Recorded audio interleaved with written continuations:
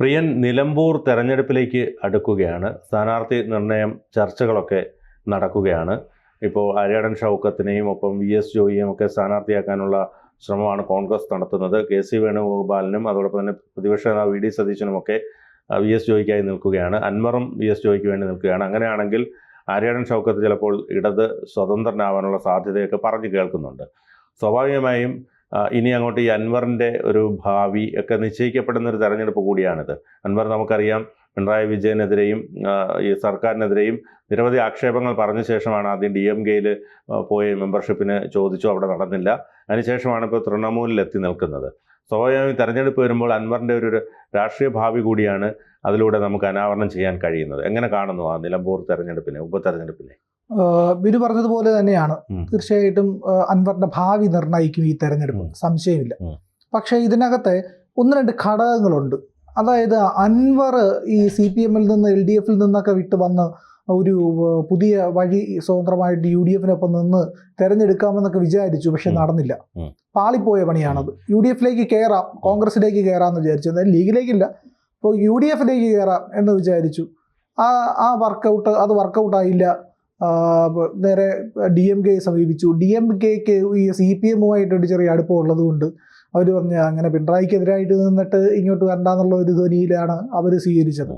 എങ്കിലും അവർ പുറമേ നിന്നുള്ള പിന്തുണ നൽകാം, അവിടുത്തെ സാമൂഹിക പ്രശ്നങ്ങളിൽ ഇടപെടുന്നതിനൊക്കെ പിന്തുണയ്ക്കാന്നൊക്കെ പറഞ്ഞു.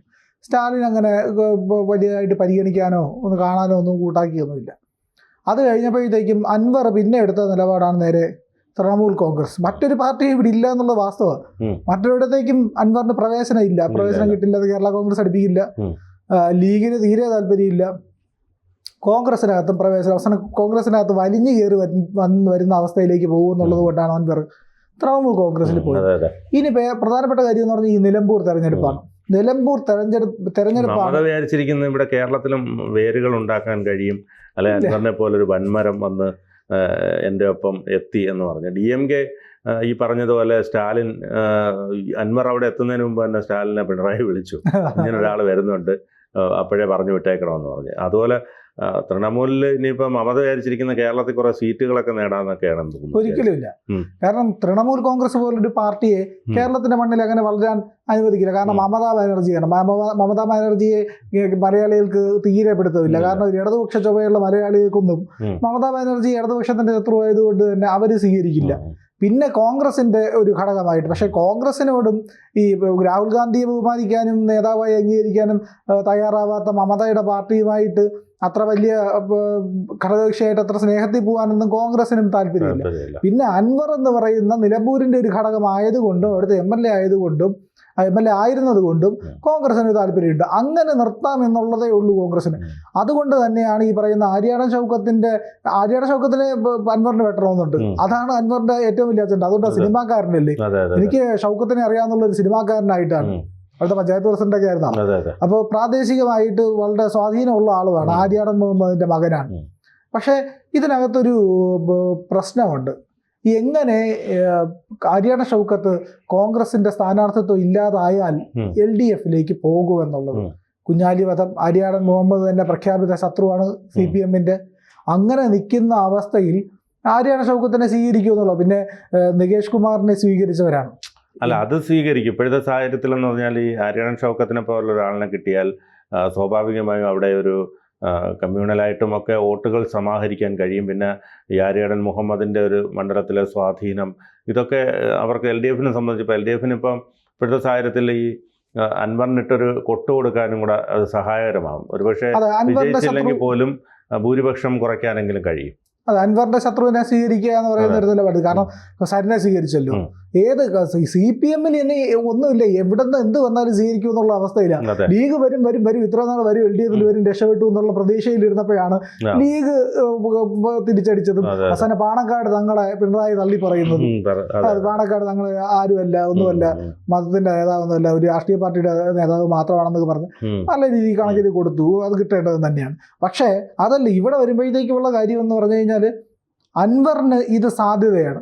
ഈ LDF-നെ സംബന്ധിച്ചിടത്തോളം ആര്യാടൻ ഷൗക്കത്ത് LDF-ലേക്ക് വരുമെങ്കിൽ അതും LDF-ന് സാധ്യതയാണ്. അപ്പോൾ ഈ പറയുന്ന ഒരു ഗെയിം അൻവർ ഉറപ്പായിട്ടും കളിക്കും അവിടെ. കാരണം അൻവറിന് ഇതിൽ പിടിച്ചു നിന്നില്ലെങ്കിൽ ഇനിയുള്ള മുന്നോട്ടുള്ള നിലമ്പൂർ തോറ്റ അൻവർ തീർന്നു, അൻവർ അവസാനിച്ചു എന്നുള്ളതാണ്. നിലമ്പൂരിൽ തോറ്റു കഴിഞ്ഞാൽ അൻവറിന്റെ പതനമാണ്. അതുപോലെ തന്നെ അടുത്ത നിയമസഭാ തെരഞ്ഞെടുപ്പിൽ കേരളം എങ്ങോട്ടെന്നുള്ള ഒരു വ്യക്തമായ ചിത്രം മോഡൽ പരീക്ഷ കൂടിയാണിത്. അതെ, അത് നിലമ്പൂരിൽ നിന്ന് കിട്ടും. പക്ഷെ നിലമ്പൂർ UDFന്റെ ഒരു പരമ്പരാഗത സ്ഥലമാണ്, ഒരു വേരുള്ള സ്ഥലമാണ്.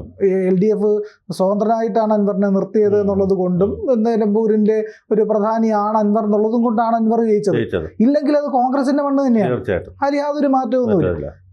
LDF പോക്കറ്റുകൾ ഉണ്ട് അവിടെ, പക്ഷെ അത് വളരെ ചെറുതാണ്. അതിന് ഈ നിർണായക സ്വാധീന ശക്തിയാവാനുള്ള ശേഷിയൊന്നുമില്ല. പക്ഷെ VS ജോയി അവിടെ നിന്ന് മത്സരിക്കുകയാണെങ്കിൽ ഉറപ്പായിട്ടും ഒരു വലിയ സാധ്യത VS ജോയി സൃഷ്ടിക്കും. ഈ ആര്യാടൻ ഷൗക്കത്തിന്റെ ഒരു പ്രശ്നം ഉണ്ടായില്ലെങ്കിൽ. പക്ഷെ ആര്യാടൻ ഷൗക്കത്ത് ഇനി ഈ UDF വിട്ടില്ല എന്ന് തന്നെ ഇരിക്കട്ടെ, കോൺഗ്രസ് വിട്ടില്ല, LDFിലേക്ക് പോയുമില്ല, VS ജോയി മത്സരിക്കുകയാണെങ്കിൽ ആര്യാടൻ ഷൗക്കത്ത് ഉറപ്പായിട്ടും പിന്നിൽ നിന്ന് കുത്തും. ഉറപ്പല്ലേ? അത് ഉറപ്പാണ്. അതോടെ വിജയ സാധ്യത കോൺഗ്രസിന് മങ്ങും. പക്ഷേ എങ്കിൽ അങ്ങനെയാണെങ്കിൽ UDF മറ്റൊരു തന്ത്രം പയറ്റും, വേറെ എന്തെങ്കിലും ഒരു സാധ്യത ആര്യാടൻ ഷൗക്കത്തിന് കൊടുക്കാം എന്നുള്ള ഒരു രീതിയിൽ അവർ ചിന്തിക്കും. സംഘടനാ ചുമതലയോ ഇല്ലെങ്കിൽ സംഘടനാ ചുമതലയിലൊക്കെ ആര്യാടൻ ഷൗക്കത്ത് തൃപ്തിപ്പെടുമെന്നൊന്നും എനിക്ക് അറിഞ്ഞില്ല. ഇല്ലെങ്കിൽ മറ്റേതെങ്കിലും ഒരു സ്ഥാനം, ഇനി വരാനിരിക്കുന്ന എന്തെങ്കിലും ഒരു സ്ഥാനത്തേക്ക് പരിഗണിക്കാം എന്നുള്ളതെങ്കിലും പറഞ്ഞ് സെറ്റിൽ കൊടുക്കാനില്ല. കോൺഗ്രസിന്റെ കയ്യിലൊന്നും ഇല്ല എന്നുള്ളതാണ് വാസ്തവം. പിന്നെ AICC എന്തെങ്കിലും വല്ലതൊക്കെ കൊടുക്കാൻ പറ്റുമെന്ന് അതിന് അവിടെ ചോദിക്കേണ്ടി വരും. ഇല്ലെങ്കിൽ രാജ്യസഭ ചിലപ്പോൾ. പക്ഷെ ഷൗക്കത്ത് അങ്ങനെ ഒരു മോഹമുള്ള ആളല്ല. കേന്ദ്രത്തിലേക്കൊക്കെ പോകാൻ MP ആവാനുള്ള ആ ഒരു നിലയിലല്ല. ഇവിടെ കേരളത്തിൽ നല്ല MLA ആയിട്ടൊക്കെ നിന്ന് പോകാനാണ്. അപ്പൊ എനിക്ക് തോന്നുന്നത് ഈ സാഹചര്യത്തിൽ അൻവറിന് നിർണായകമാകുന്ന തെരഞ്ഞെടുപ്പ്, പിന്നെ അൻവർ പറഞ്ഞ ആരോപണങ്ങൾ ആട്ടപ്പടലം പൊട്ടിക്കൊണ്ടിരിക്കുകയാണ്. അൻവർ ഇപ്പൊ തീർത്ത് കളയും, ഞാൻ നശിപ്പിച്ചു, ഇല്ലാതാക്കി എന്ന് പറഞ്ഞ അജിത് കുമാർ അതാ തിരിച്ചു വരുന്നു, DGP ആയിട്ട് വരുന്നു. അതെ, അൻവറിന്റെ ഏറ്റവും വലിയ യുദ്ധം പിണറായി സത്തിനെതിരെ. എനിക്ക് അൻവർ കളിച്ച പാതി കളി കൂടായിപ്പായിരുന്നു. അൻവർ കളിക്കുന്ന തെളിവുകളൊന്നും കൊണ്ടുവരുന്നില്ല. ഞാൻ ആരോപണം ഉന്നയിക്കുന്നു, എല്ലാ ഇത്രയും കവടിയാർ കൊട്ടാര സമാനമായ വീട് ഉയരുന്നു, അതുപോലെ തന്നെ അവിടെ ഇത് സ്വർണ്ണക്കടത്തുമായിട്ട് ബന്ധപ്പെട്ട് ആരോപണം ഉയർത്തുന്നു. പക്ഷെ ഇതിനൊന്നും തെളിവില്ല. തെളിവ് കൊണ്ടുവരാൻ അൻവറിന് കഴിഞ്ഞില്ല. അതാണ് അൻവറിന്റെ പരാജയം. പക്ഷെ എനിക്ക് തോന്നുന്നത് അൻവർ ഈ നിലമ്പൂരും തോറ്റ് അടുത്ത നിയമസഭാ തെരഞ്ഞെടുപ്പിന് മുമ്പ് ഒരു പ്ലാൻ ഉണ്ടാക്കും. നിലമ്പൂർ ജയിക്കുകയാണെങ്കിൽ അതും വർക്കൗട്ടായില്ല, നിലമ്പൂരും തോറ്റു നിൽക്കുകയാണെങ്കിൽ ഈ പറയുന്ന ആൾക്കാരെല്ലാം, അതായത് LDF, പിണറായി, അജിത് കുമാർ, സുജിത് ദാസ്, അൻവർ ഇന്ന് ശത്രുവാക്കിയിരിക്കുന്ന മുഴുവൻ ആൾക്കാരും കൂടെ എഴിച്ചു വന്ന് അൻവറിനുള്ള മുട്ടൻ പണി കൊടുക്കുമെന്നുള്ള കാര്യത്തിൽ സംശയമൊന്നുമില്ല. അൻവർ അതിൽ നിന്ന് രക്ഷപ്പെടാൻ എന്തെങ്കിലും ആഫ്രിക്കയിലോട്ടൊക്കെ തന്നെ ഓടേണ്ടി വരും എന്ന് പറയുന്നത്, ആഫ്രിക്കയിൽ ബിസിനസ് ഉണ്ടല്ലോ, അതിലേക്ക് ഓടേണ്ടി വരും എന്ന് പറയുന്ന ഒരു അവസ്ഥയിലേക്കൊക്കെ എത്തിയാലും മതി. അൻവറിന് അതുകൊണ്ട് ഇത് നിർണായകമാണ്.